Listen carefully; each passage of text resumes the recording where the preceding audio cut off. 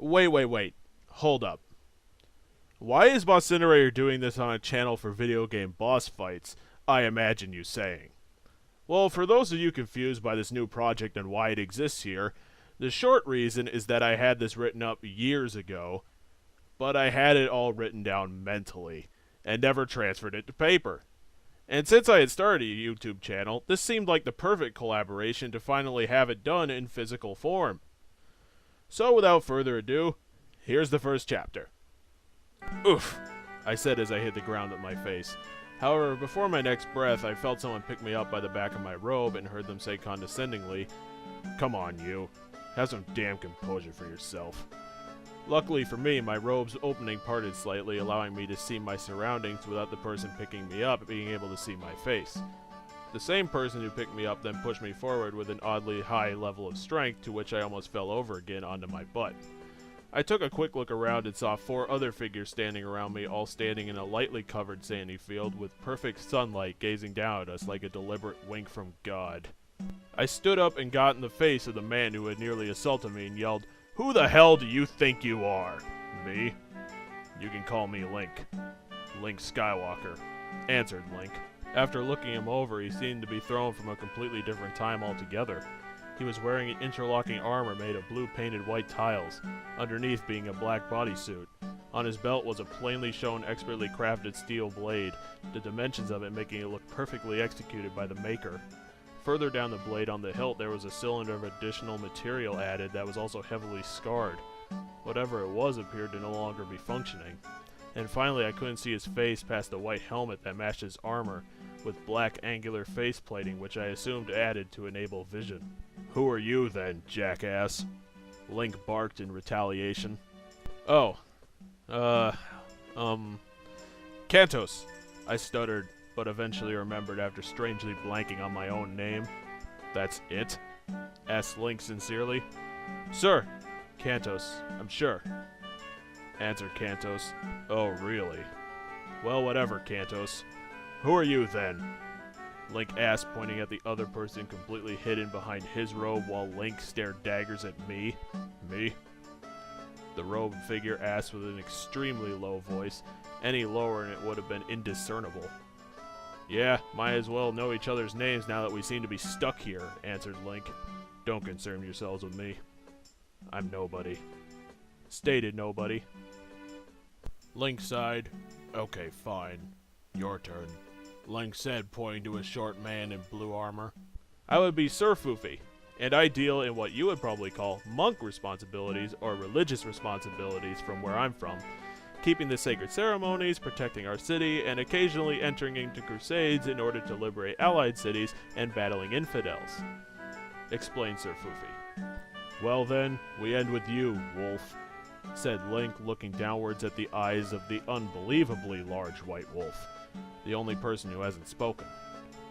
"I'm Zelos, alpha of my pack," introduced Zelos. "Okay, now that that's taken care of, we should," suggested Link. "Hey! Who died and made you leader, Link? What makes you think you can tell us what to do?" barked Cantos. "Well, Sir Cantos, from where I'm from, I'm a legitimate leader with years of leadership experience, so when I say to do something, it's probably the smart thing to do. So just shut up and listen, Cantos," yelled Link, getting in my face. "Now, for those of you with half amount of sense, follow me. We need to see the leader of wherever we are and maybe find a way back. Cantos, you can go do something else." I grumbled as I sat there in the dirt watching the 4 others follow Link Skywalker, self-appointed leader, walk towards the imposing castle in the middle of this town we'd fallen in front of. With no direction or knowledge of where I was, I headed to the graveyard I could see past the main row of shops, since grave robbing has always been a welcome source of additional income. Somewhat ill-gotten, but I did have years of experience under my belt from my gravedigger job. So with newly found enthusiasm, I walked into the somewhat ill-kept graveyard. The grass was slightly longer than what was expected, and vines had begun creeping up on several gravestones.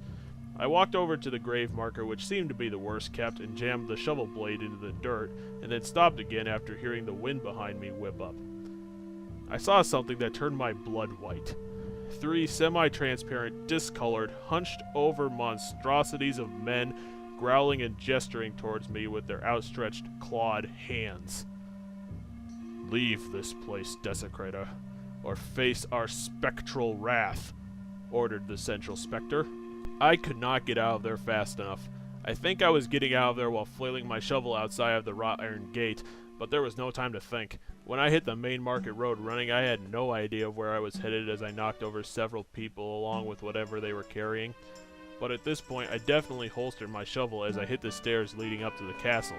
I jumped from the last stair and hit the top of the door, opening it and sliding along the throne room floor, and ended up near nobody's foot. Obviously, Link took a heavy sigh seeing this embarrassment literally come crashing into his life as their meeting with the town's king had become interrupted. "So, you're a group of 5, huh?" asked the king. Link mumbled, "No, no, no, no, no, no, no, no, no. Considering the fact that you have an extra member, I do actually need a replacement for my group of adventurers on retainer. Would you all be willing to help out this poor town?" asked the king. Knowing the political stage, Link saw that this request wasn't a question, it was a shrouded order politely seeking aid to a complex problem. And at this point he was obligated to fulfill his request, even if he was teamed up with someone he doesn't like. Link answered, "Yes, your highness, we will handle this town's problem post-haste." "Excellent," said the king.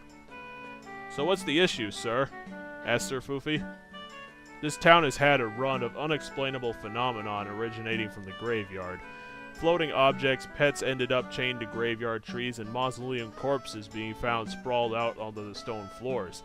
It's been happening for several months, and my last adventurers group had been killed on their last mission, and my contacts from the surrounding cities have lent no help," explained the king. "We'll need you to investigate the matter immediately." "Sounds like something we could handle. You guys want to do this?" asked Nobody. "Yes," answered Zelos. "Definitely," concurred Fufi. "In that case, we're all," summed up Link. I'm coming with you," said Cantos, sitting up. "Then get going, adventurers," said the king, sending them off. However, as soon as the door shut, Link grabbed Cantos by his robe, still concealing himself, and pinned him against the wall. "What the hell's your problem? We've got you running through the city and up to the king causing a huge scene. If you're gonna be a part of this team, you better straighten up and fast, Cantos," said Link angrily, and dropping Cantos. Cantos caught his breath as Link started walking down the castle stairs to the main market. Fufi came up to the robed man and asked, "Are you alright?" Yeah. He didn't throttle me that hard. "So what did you guys learn when you talked with the king?" asked Cantos. "Well, the gist of it was that we were in his city, Cadsvold, and he has no idea how we were transported here, so there's currently no way of getting back. He said that his finest were working on it, but we collectively doubted if they'd ever make progress. What about you? As crazy as you seem, you probably don't run through towns on a regular basis like that," asked Fufi with an amused smile on his face. "You know that mission the king gave us? About the strange happenings?" asked Cantos. "Yeah," answered Fufi. "I ran into ghosts when I was walking through the graveyard. They were so freaky that I just got out of there as fast as possible. I wasn't even thinking about it when I vaulted into the castle," explained Cantos. "Well, I'll be damned. Hey, Link! There are ghosts in the graveyard! We should go check it out!" yelled Fufi, loud enough to tell Link at the bottom of the stairs and all the villagers at the castle's base. The 5 adventurers all walked to the graveyard following this resolution by Sir Cantos that these specters were behind the strange happenings that the king had made the group much aware. Link began to pump Cantos for useful information to start the investigation. "So, where did you see these ghosts when you came into the graveyard?" "After I shoved my shovel into the dirt, they materialized behind me, and that was about it," answered Cantos. "It sounds like these spirits are attracted to desecration. We're gonna need," began Fufi. "Already ahead of you, Sir Fufi. Everyone grab a shovel," said Nobody, holding 3 shovels. "Well, let's get started," said Link. Following the logic of the robed man Cantos, the entire group began digging up randomly chosen coffins and tossing them aside with absolutely no care. But by the time the humanoids had finished their first coffins, Zelos had dug up 3. Apparently his wolf form translates to having all of the characteristics of normal dogs along with his intelligence. The first round of complete desecrations were over and everyone met back to take stock of anything that could be gathered from this investigative technique, and before they could begin another round table of debate, the same three ghosts that had scared Cantos away appeared from thin air in front of the entire group, each growling at the adventurers. "Hey, didn't we tell that guy to leave and never return?" said the ghost in the middle. "Yes, we did, Jeremiah," said the other male ghost. "That was only 20 minutes ago. You must not have a good sense of danger and common sense," said the female ghost wrapped in a white aura and tattered wedding gown. "Well, now you have to answer to all of us," said Foofy. "It seems so, delinquents. Now we'll teach you the definition of fear. Thad, Marilyn, let's get 'em," said Jeremiah. On one side of the graveyard battlefield stood the 5 adventurers pulling their weaponry. Link pulled his scarred sword, already aware that its more exotic functions had been toasted upon his arrival, along with a small handle that allowed an energy-based shield to be stashed in his other hand. Cantos took out his shovel and begun wielding it similar to a hammer or staff, with hand on the handle in the middle of the pole. Zelos unsheathed the more primitive sword that he'd been wearing on his back from the air into his mouth. Foofy went for an army-mandated longsword built for only practical purposes, and nobody was preparing to attack with nothing but his outstretched hands. On the opposing side were the charging ghosts, Jeremiah, Thad, and Marilyn, with nothing more than a pair of claws for each. Link, Foofy, and Cantos' weapons bore the brunt of the initial assault that was not strong enough to break their defensive stances, upon which Zelos jumped up and landed square on Thad with a well-placed sword slash on his face, which seemed to deal a significant blow, but since they were ghosts, they have no blood. Nobody pushed Link aside in order to grab Marilyn by the arm, which allowed Foofy to get a clean shot on the female ghost with an augmented sword thrust into her torso. Link broke off Jeremiah's attack easily at the same time Marilyn had got cut, and slashed through Jeremiah's entire body, making him reel back under the weight of the brutal strike. The ghosts were driven back, but not at all defeated. Nobody stood forward of the team as Thad and Zelos were having a scrappy showdown rolling around in the dirt, claws flying from both, from which groans and tearing flesh could be heard. Nobody began using elaborate gestures to concentrate his mystical abilities toward the other 2 spirits, launching several flaming bolts at the assailants. 5 were fired and 3 hit their mark, 1 for the man and 2 for the lady. Seeing this magical attack, Jeremiah gestured Marilyn to attack, upon which she seemingly flew through the air and begun clawing rapidly at Nobody's hidden face, locking him down as he blocked her blows with his forearms.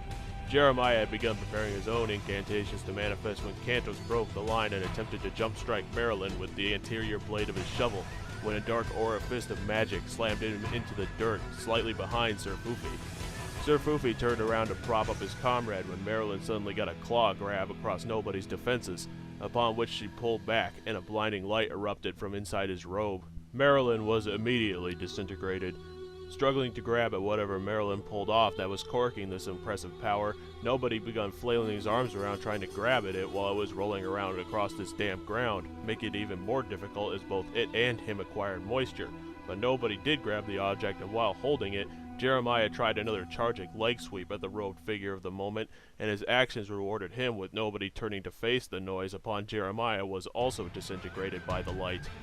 Afterwards, Nobody reapplied his lost object, and the dumbstruck look of his allies were there to meet him. With the battle over, the group got back together. Cantos no longer needed Sir Foofy to help him stand, and Zelos had finished fighting with a swift face-to-fist conjecture that knocked out Thad effectively. So, that was a neat trick there just now. Mind explaining, Nobody? Asked Link. Yeah, I need to know how you did that. Will you teach me, please? Please? Whined Cantos. No, Cantos, trust me. You don't want this kind of power. Fine, I'll tell you about who I really am, conceded Nobody as he tossed his concealing robe aside to reveal his identity. My name is Ignatius, and I am an alien being from a planet that has become a haven for my people after centuries of nomadic generations for the obvious reason you just saw. My people's faces have evolved after years of primitive war, histories of which were lost to time. Our faces are made of pure energy, and as such, they quickly disintegrate anything that we turn them to, only more so as generations moved along. Eventually, the invention of these special masks were created in order to let our villages and people to live a more civilized life, giving us back our vision and stemming our destructive abilities. From there, we began roaming planet to planet searching for a land to call our own. but none would allow us foreigners to inhabit until we discovered our home, a barren wasteland from which we cultivated our niche in this world in order to grow a culture and an identity we could call our own," concluded Ignatius. Ignatius stood about 5'9", clad in a simple robe and his openless mask of which both matched color schemes, a 4-block pattern of huge white and black solid squares. "I will thank you for sharing, Ignatius, but now that those guardian ghosts have been eliminated, we have to start finding the source of these ghostly attacks, since there's no possible way those three were the controllers of the scheme, along with the fact it would take more than those 3 ghosts to cause the amount of phenomenon this town has been expecting.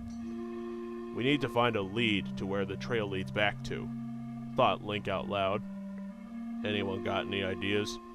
"Wait, I didn't kill that Thad ghost, only sent him to unconsciousness. Could we tail him for the answers considering his allies are dead, and that leaves him with only one recourse?" suggested Thelos.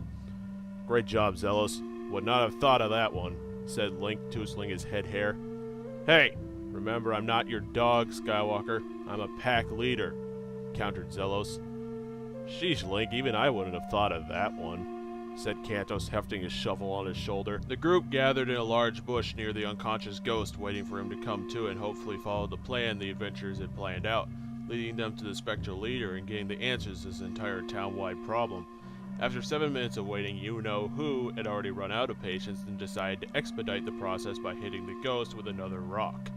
Following this, Link slapped Cantos in the head and Whisper screamed, "What the hell was that for?" before Thad actually woke up, and Cantos was able to smugly say, The group continued following Thad from bush to bush as he flowed along a path that seemed to connote him becoming disoriented from being bashed by the rock in the fist. Another 8 minutes passed before Thad phased through one of the more prominent mausoleums in this unexpectedly big graveyard.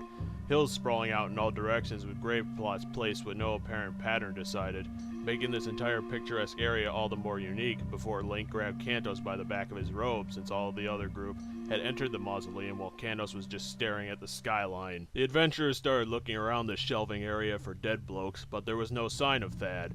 Foofy, Zelos, and Link began to get discouraged, and then Cantos began slamming the stone coffins with a shovel and yelling, "Wake up!" at the corpses. "God, what is your problem?" angrily said Foofy, covering his ears. "Well, it's obvious Thad isn't here, and since there's no up, all that leaves is," said Cantos. "Down," finished Ignatius. The entire group nodded to each other to confirm the group realization has hit each of them like a runaway train full of light bulbs. Link then turned to Zelos and said, "Okay, Zelos, get working." "Wait, why me alone?" asked Zelos, surprised. "Remember when we were digging around outside? By the time each of us were finished with one coffin, you had started on your 4th one. And since there's only one path to go from here, you doing it at a digging speed 4 times faster than any of us in such a small area would be the fastest," explained Foofy pithily. Zelos nodded toward the paladin, realizing that this was the best course of action, and jumped onto the middle of the mausoleum floor, punching out the floor tiles and hitting the dirt within seconds. Shortly after, Zelos was deep into the earth, and now he was throwing up mud, sticks, and dirt onto Link and Cantos mainly. 10 seconds after that, Zelos apparently began hitting a cache of buried, unmarked corpses as several skeletal limbs were flying up with the dirt storm. The skull was then thrown at Sir Cantos' covered face, making a quiet clacking sound that was ignored while Foofy and Link were wiping off the constantly raining dirt. "Hey guys, I think I found what we were looking for," announced Zelos. "What, rocks to start throwing at us?" asked Cantos sarcastically.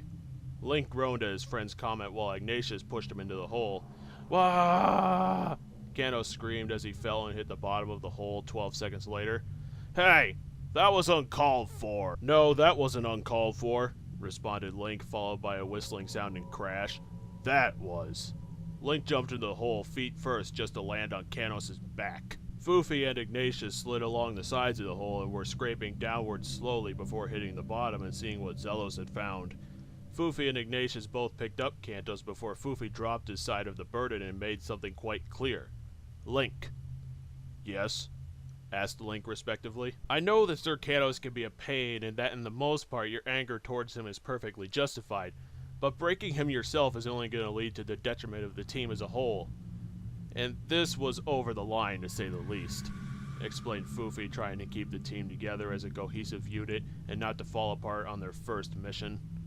Link said nothing after being confronted by his own actions and instead brushed past Sir Fufi to walk over in front of Sir Cantos being held up by Sir Ignatius. Still slightly knocked out from the back stomping, Sir Cantos only looked upwards in response to his movement. Link sighed heavily and then cleared his throat before he started speaking. Now, Sir Cantos, what Fufi has told me is entirely true, and that ever since we've met, your, uncanny attitude has only rubbed me up the wrong way, and has met with a few backhanded comments from myself, but this latest one was no exception. And while I will not apologize to you, we do need to find a way to keep this team together, because as a group, if one of us fails, we all fail. And I'm not going to fail at my first mission. So, let's start working together, said Link, holding out his hand. Sir Cantos looked up more after hearing his non-apologetic speech, and he first moved forward one step towards him, stood up perfectly straight, and looked at him dead in the eyes for 10 seconds. The air began to fill with an enigmatic tension before Sir Cantos grabbed Link's hand suddenly as his handshake marked their agreement to start meeting each other halfway. Okay then. Zelos, status report. What did you find? Asked Link authoritatively. Upon initial inspection, it seems to be a buried mausoleum's door, said Zelos, pointing out a dirt-covered blue-paneled door with rusty handle. Guys, get ready. This is gonna be the battle with the big leader of this spectral gang, and we need to be ready for whatever it throws at us. Ready your weapons, said Link. Link and Fufi pulled out their sword, Cantos the strangely gnarled staff he had on his back, Zelos agreed with an affirmative growl, and Ignatius snapped his fingers upon which his entire hand was covered in purple flames. Okay then. Let's do this! Yelled Link, kicking the door down, with the entire group running into combat with the path wide open. The group jumped into the underground room and could feel the palpable coldness from the fact that they were in a spectral hotspot and about 20 feet underground. The room had mostly reverted back to normal dirt walls with several blue stone panels littering the dirt walls along with 5 or 6 coffins jutting out from the walls as well. In the center was Thad, alone looking at a huge span of empty space. No one seemed to notice the adventurers jumping in down here. Apparently their battle cries were limited to the tunnel outside of this mausoleum. Then the ground started shaking, knocking Cantos and Ignatius into each other. The source had arrived. A huge blob of purple ectoplasm phased through the bottom of the floor with its prehensile tentacles, and finally a single skull popped out of that mass itself and lit up with its searing red eyes in order to speak to Thad. The stench from this thing was almost biblical, and the amount of death began stinking up the room, and its presence seemed to drop the room temperature by another 10 degrees. Thad, it said with a booming voice. What happened to Jeremiah and Marilyn? They were killed in the line of duty, Byron, by the new adventurers of Cadsvold. New adventurers, eh? However, I suppose I can't take them too lightly considering they killed 2 of my most decorated guards. Take the 7th Division and don't come back without their skulls on a platter, ordered Byron. Yes, my lord, agreed Thad dutifully before leaving. Okay, how should we get the attack strategy on this Byron guy? Asked Ignatius. From what we can tell by his form, Byron's probably able to morph his body into whatever he needs, and from the tentacles that are clearly visible, we can probably assume, started Link. Hey, Byron! Leave this town alone! Yelled Cantos, charging and swinging his gnarled staff before being quickly swept into a wall by his tentacle attacking him without Byron even needing to look. How clever! The adventurers of Cadsvold had snuck in here by following my servant Thad. What makes you think that you can stop the spectral lord Byron? Asked Byron condescendingly. Well, now we have no choice. Fufi, Zelos, you're with me, and Ignatius, you stand behind us using your long-range magic attacks. Coordinated Link clapped his hands together, then the 3 fighters jumped out simultaneously from their hiding rock, and Ignatius used his jutting coffins in order to get to higher ground in order to follow up with the plan, and begun preparing his incantations to begin combat. 3 tentacles were thrown up by Byron to take care of the problem, and the 2 going after Fufi and Link were blocked by their swords, while the other one going for Zelos was bitten off by his maw. Sir Cantos woke up from being blindsided into the wall with the angry feelings of inept failing, and he decided to take it out on his weapon of choice, the gnarled staff, by smacking it into the walls and the floor while one of Byron's tentacles punched Fufi's lights out. Why do I even bring you around? What possible use would I have for a piece of wood when I'm carrying a shovel? Asked Cantos to himself. Gah! You are useless! With the staff pointed at Byron, unknowingly, Cantos shot a bolt of lightning at the spectral beast, although it seemed to do little damage and wasn't noticed while he was defending against Link's sword slash along with Fufi, who was just getting up from being dazed. What the? How did I...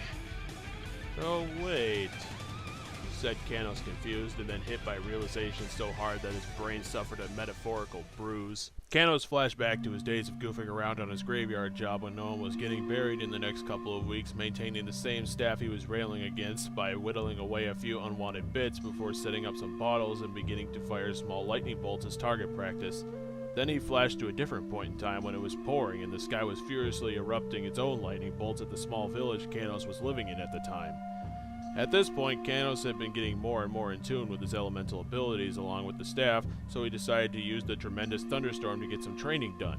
Since it was raining, Cantos had walked to the highest cliffside in the land and held up its gravedigger's spade while pointing the staff towards the nearby forest. After a couple minutes, the sky launched a strike against the spade, which was directed through the spade, through Cantos, and out of the staff itself, destroying several trees. From that day, Cantos had been using his free time to get better and better until he was finally able to perfect his craft. He achieved full synchronism with his electrical powers.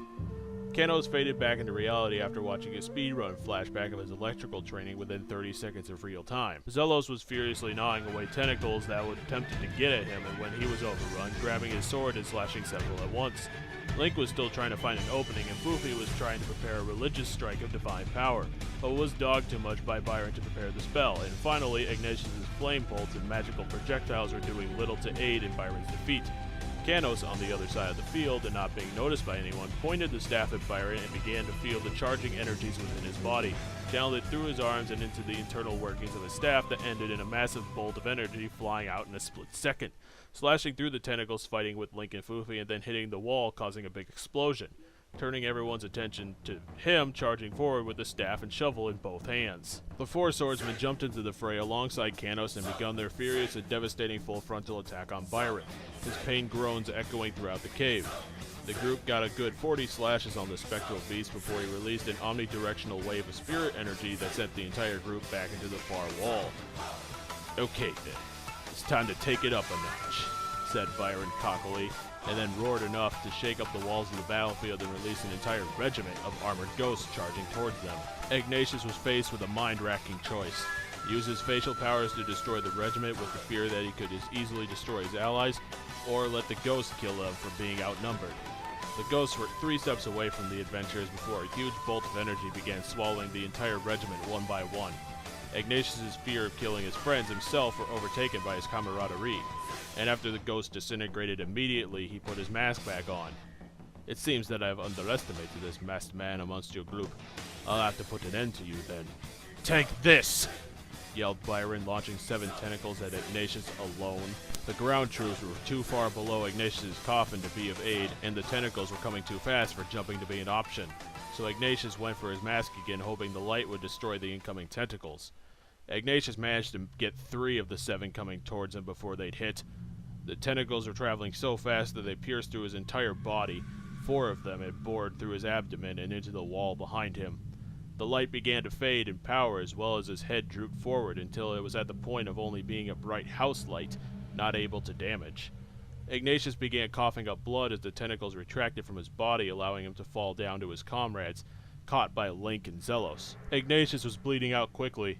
They all knew that seeing that his torso had been pierced, leaving him chestless. Fufi offered to save Ignatius with his paladin powers, but Ignatius told him that his spells wouldn't be able to counter such a dramatic loss of life from his wounds. Guys, I'm not gonna make it, said Ignatius, coughing loudly. Promise me you'll do one thing. Kill that son of a... Kill that bastard. Ignatius coughed up about a half a pint of blood. Don't let my death be in vain. Now go get him. Ignatius coughed up another couple of times before lightly drifting off to the other world. Oh, boo-hoo! Did I kill your little friend over there? Byron asked mockingly. Oh, you are gonna regret doing that, Byron, said Cantos with a devilish grin. He began firing lightning at the ceiling above Byron since he is such a huge target. Link followed the falling ceiling distraction with a charged run of his sword, slashing through the tentacles in front of him and running up the ectoplasm body towards Byron's main skull, upon which he began to fight off Link's advance using smaller tentacles for fisticuffs. But with the rock to the skull knocking out his defenses for a second, Link was able to slash the tentacles once and twice before severing the body's skull from its body, which forced the body to destabilize altogether and dissolve into a puddle coating the entire floor of this cave. Link picked up the skull of Byron and took it back to the group to decide what to do with it. Unfailingly, Cantos suggested, "Let's smash this bastard's face in." "For once I concur with Sir Cantos," said Foofy. "No, I think the best idea would be to take this buddy back to the King of Cadsvold and prove to him that the trouble in this graveyard is over. Plus we'll have undeniable claim over the reward for completing this mission," argued Link. The other three agreed and strapped Byron's skull on top of Ignatius' corpse, all tied on to Zealous' back, and begun to climb out of the underground mausoleum and back into town. When they returned, the sun was shining on a clear day and it was about 9 or 10 a.m., the late morning hours. There was a slight breeze carrying the smell of grass and trees in order to mark a job well done for the conquering heroes.